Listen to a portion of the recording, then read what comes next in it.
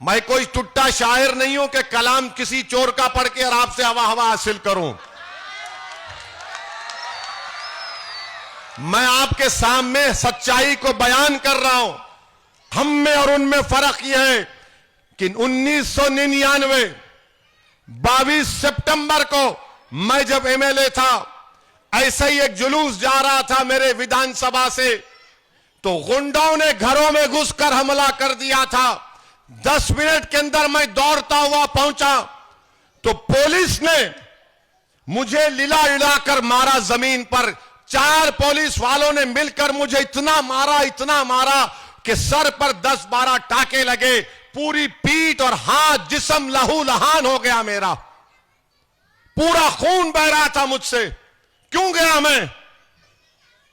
मैं भी घर में बैठ सकता था, मगर मुझे मेरे मरहूम वालिद ने सिखाया कि तुम पर जो लोग निकलकर वोट डालते वो तुम पर एहसान कर रहे हैं। अब तुम्हारा काम यह है कि 5 साल में एक मर्तबा तकलीफ उठाएंगे, तुम रोज उनके लिए तकलीफ उठाना और उनके लिए अगर मरना भी पड़े तो मर जाओ उनके लिए।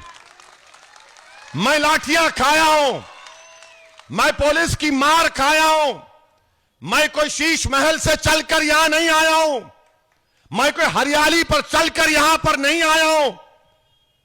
लाठियां खाया हूं पुलिस की, सर फुट गया था मेरा। मेरी बीवी अपने मेरे 2 बेटियों के साथ अस्पताल को आई तो मेरे मरहूम वालिद ने मेरी बीवी से कहा कि बेटा तुम घर को जाओ, इसको कुछ नहीं हुआ है, इसको कुछ नहीं हुआ है। यह होता है जज्बा, यह होती है खिदमत।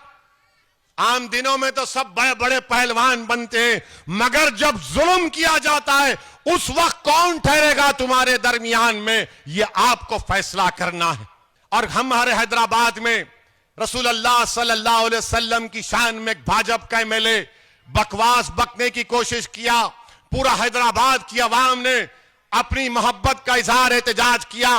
1 घंटे में 70 बच्चों को पुलिस पकड़ ली थी हैदराबाद में, 70 बच्चों को। उनके मां बाप का फोन आया मुझे, मैंने कहा आराम से बैठो अम्मा। मां ने फोन किया, बाप ने फोन किया और फोन करके क्या बोलते मुझे, ए ओवैसी साहब तुम क्या कर रहे हो, किधर हो, मेरा बच्चा पुलिस स्टेशन में है। हमने कहा आराम से बैठो, सुबह की नमाज से पहले तुम्हारी औलाद तुम्हारे घर में आएंगी। और 2 घंटे के अंदर वो 70 बच्चों को मजलिस का कॉर्पोरेटर जाकर उनको पुलिस स्टेशन से लाकर हमारी गाड़ियों में उनको हम घर में छोड़कर आते हैं। यह सियासी ताकत होती है। अगर मैं एमएलए बनूंगा तो तुम्हारे लिए बनना चाहिए, ताकि तुम्हारी तकलीफ को दूर कर सकूं, तुम्हारे मुश्किल वक्त में तुम्हारी मदद कर सकूं। अगर तुम पर जुल्म हो रहा तो मैं सामने आ जाऊं, तुम्हारी लड़ाई गमली में लड़ूं, तुम्हारे हक के लिए विधानसभा में खड़ा हो जाऊं। यह कुछ भी नहीं है, मगर ओवैसी को दुश्मन बनाकर पेश करते हैं। अरे मैं दुश्मन नहीं, मैं मर मिटने वाला हूं, मैं किसी का दोस्त नहीं हूं। जो जुल्म करेगा उस जालिम का मैं दुश्मन हूं, चाहे वो किसी मजहब का हो। और आप अगर दोस्त हैं तो फिर क्या कर रहे हैं आप बताओ। 2020 में इस तरह का जुल्म हुआ और 10 कदम के फासले पर एमएलए साहब हैं। इतनी हिम्मत नहीं थी कि निकलकर बोलते पुलिस को कि मुझे मारो, ये गरीब हैं, ये कोविड के परेशान हैं, भूखे हैं, प्यासे हैं, घर में पैसा नहीं है कि अपने औलाद को खाना खिला सके। मगर आप नहीं निकले। मेरी इज्जतदार मां और बहनों, ये फर्क है। हां, ये एमएलए साहब जरूर पेट भर के गालियां देंगे ओवैसी को, खूब देंगे, पेट भर भर के गालियां देंगे। ये उससे मिला हुआ है, ये इससे मिला हुआ है। अरे तुम और मोदी एक जगह बैठ जाओ। मैं रिवर फ्रंट पर एक बेहतरीन टेबल लगाता हूं, चाय ढोकला रखता हूं। अगर गोश्त रखूंगा तो बोलेंगे ये कौन सा है, छोटा है या बड़ा है, तो गोश्त नहीं, ढोकला और चाय रखता हूं।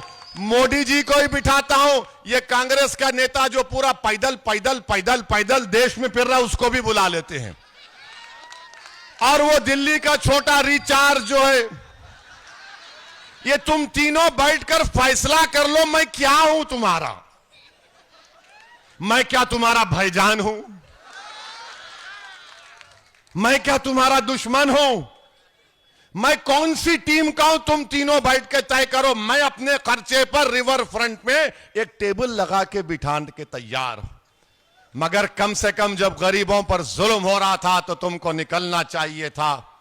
तुम नहीं निकले। तुम हक खो चुके हो गरीबों से वोट पूछने का। कांग्रेस के पास कोई हक नहीं है।